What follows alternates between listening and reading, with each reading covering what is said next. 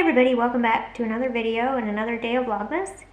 I'm Jody and I'm so glad you're joining me today. What I thought I would do for today's video is show you how I meal plan and then also talk about how I organize my recipes and kind of talk about how I'm gearing up for the holidays. I don't know about you, but I'm feeling very kind of in the kitchen mode. I like to put on the TV and just bake or cook for longer sprints at a time. But to do that, you need to be organized. And I thought I would think through some of that with you on camera and also share with you my process. So with that said, I'll start with how I meal plan in general. And it's pretty basic. I have this laminated sheet that I copied off the internet, and it's from craftsocreate.com. I like to give credit where credit is due, so I'll link that in the description. There are spots for every day of the week, along with then you can make a grocery list. I typically don't use the grocery list portion sectioned off. If I think of things for the meals that we need, I'll just write them on this side until I can add them to my grocery list. So I'm gonna go ahead and erase this.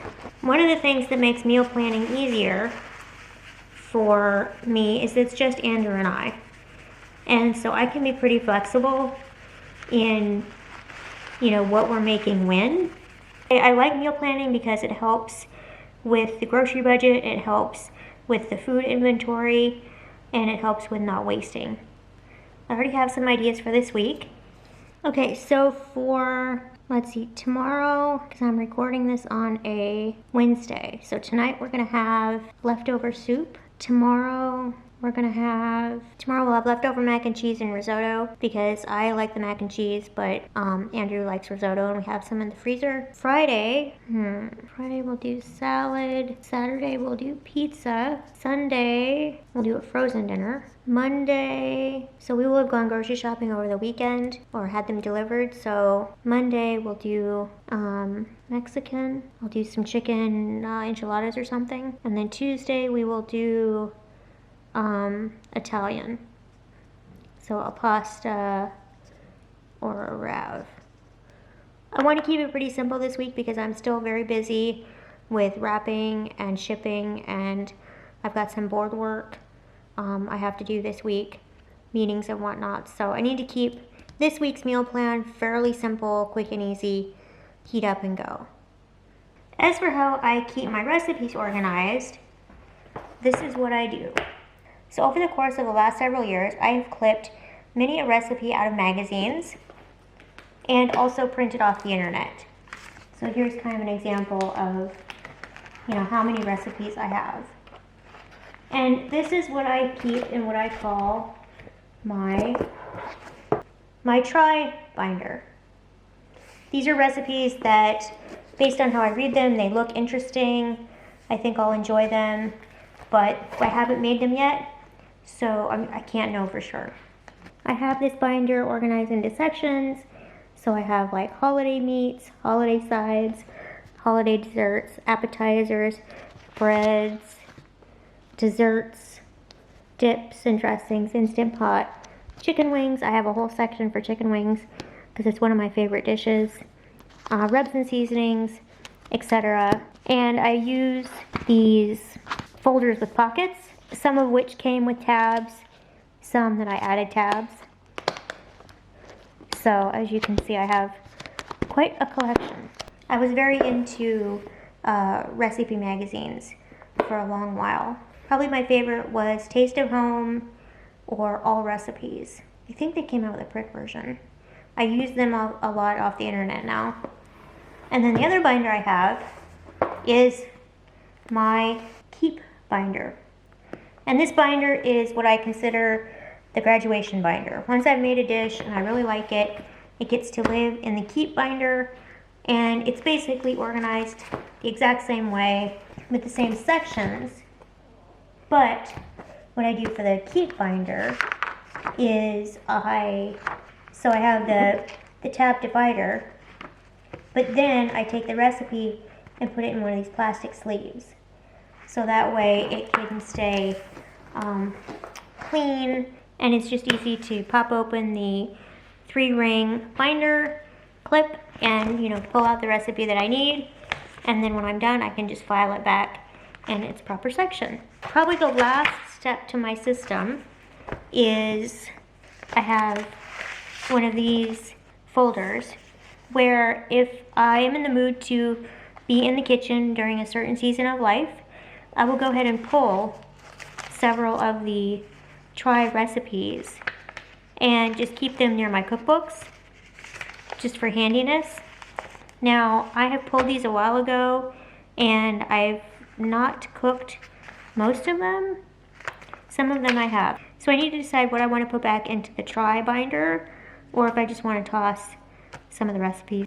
Because obviously I haven't been motivated enough to make them at this point, so maybe I should just not keep them. Because there will always be more recipes. You go to the internet and you can find that out very quickly. It's actually how I get a lot of my recipes now. Last but not least is holiday planning. So I'm gonna go organize this stuff and I'll share what I'm going to bake for this holiday season. I'm gonna pick 3 things and 3 things only. That way I can keep it manageable. I'm not gonna be giving away any food this year. So whatever I make, I'm gonna have to freeze the extra and then just be able to enjoy later in the year. So I will be back shortly. Okay, so what I've settled on to keep and refile in my to try binder is a little Food Network magazine supplement called 50 Spicy Snacks. A couple of chicken recipes, some dipping sauce, a recipe for the best cheesy scalloped potatoes, pork chops, some sriracha chicken, this looks yummy, 30-minute buffalo bread recipe, and a jalapeno pretzel with hot dog recipe. So I'm going to go ahead and file these in their appropriate sections.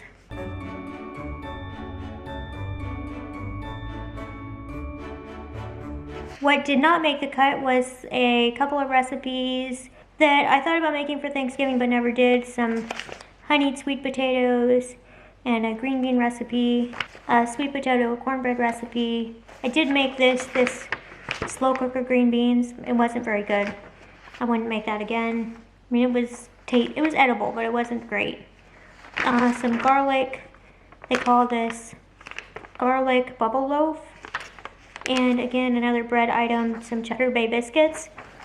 You know, Andrew being gluten-free, I'm the only one that eats bread with real flour in it in the house, and I just don't eat enough of it to warrant keeping these recipes. But what did make the cut is a creamy corn and bacon casserole. Yum. These are my holiday recipes that I make every year. The stuffing, sausage, cornbread recipes. So I gotta keep those. These are some Swedish inspired recipes that I want to keep. Cheesy potato wedges, hardtack, Swedish meatballs, Swedish braised ribs, some more Swedish recipes, some roasted potatoes Swedish style, some browned potatoes, hamburger a la Lindstrom. That is my maiden name, so that's kind of cool to have a recipe named after you. And then a chicken stir-fry recipe. So I'm going to get these filed in their protective sleeves.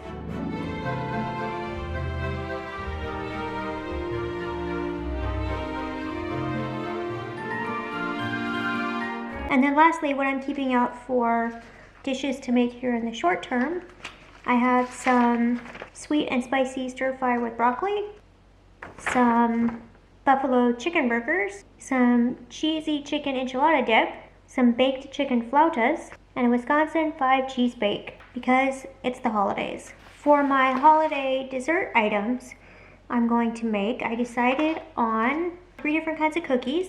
I thought about doing a cake or cupcakes, but they don't freeze as well. And again, I'm going to be making quantities that I'm going to need to freeze the extras. So I'm going to do a couple Swedish family recipes. I have something called Grandma's Everyday Cookies. Never made these before. I might have to consult with my cousins who I got these recipes from. Some Swedish cigars. And if memory serves, these are kind of like a, I think they're a mix between like a biscuit and a sugar cookie. So that should be interesting. And my grandma's chocolate chip cookie recipe. But when I saw this in my stash, I couldn't pass it up. The chewy potato chip chocolate chip cookie recipe. Because I love the sweet and the salty. I did get those little mini pie plates, so I do want to do a couple of pies. And I found a couple of recipes for mini pies. So here's something called apple pie bites. Here is a mini apple pie. And then a classic butter crust recipe, which I'm gonna have to substitute out the all-purpose flour for gluten-free flour, but I think it'll work. I can adapt. So those are gonna be the things that I make for holiday time. I really love being in the kitchen at the holidays.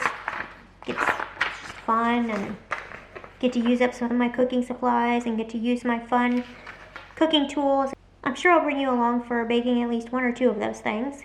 So with that, I'm going to close out this video. Thank you so much for watching.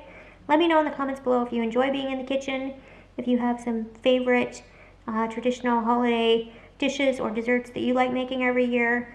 I love watching other vloggers who do kitchen videos and learning new recipes, seeing about how to use new tools, watching food-related television.